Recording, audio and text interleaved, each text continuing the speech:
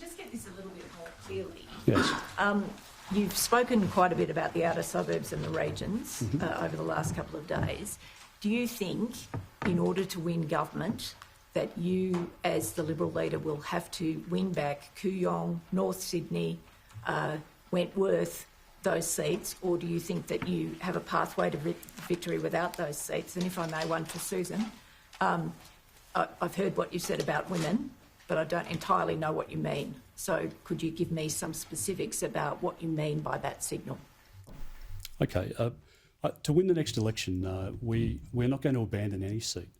Our policies are going to be targeted at those people who understand that the Liberal Party is the best when it comes to economic management, so that we can pay for our climate change investment, so that we can pay for education and policing and our roads and infrastructure.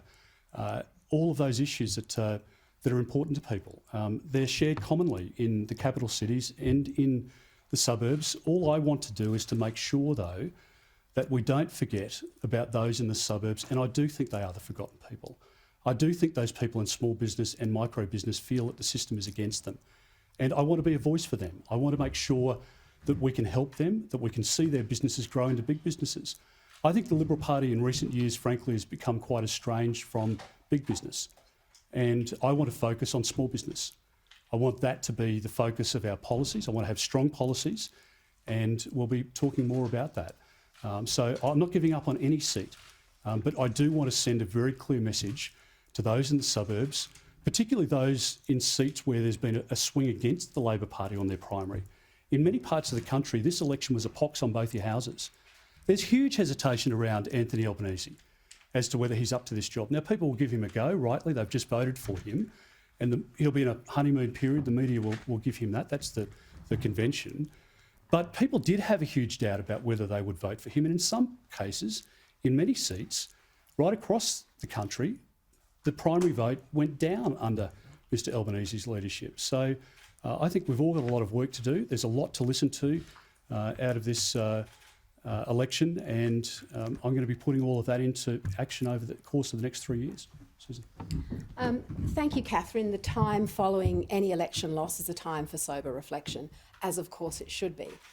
And also, sometimes women are presented as one homogenous group, which clearly they're not. And every woman has their own passions, their own drives, their own determination, their own wishes for themselves, their children and their families. So to collect them in one group and say, these things apply, these don't, this went wrong, this didn't, would be, far too presumptuous. My message is that I do know that there were women who abandoned the coalition at the last election, and there were women who firmly supported us. So at this point in time, as the review takes place, I will be travelling to as many parts of Australia to speak directly to the women, to hear their individual perspectives about what matters to them.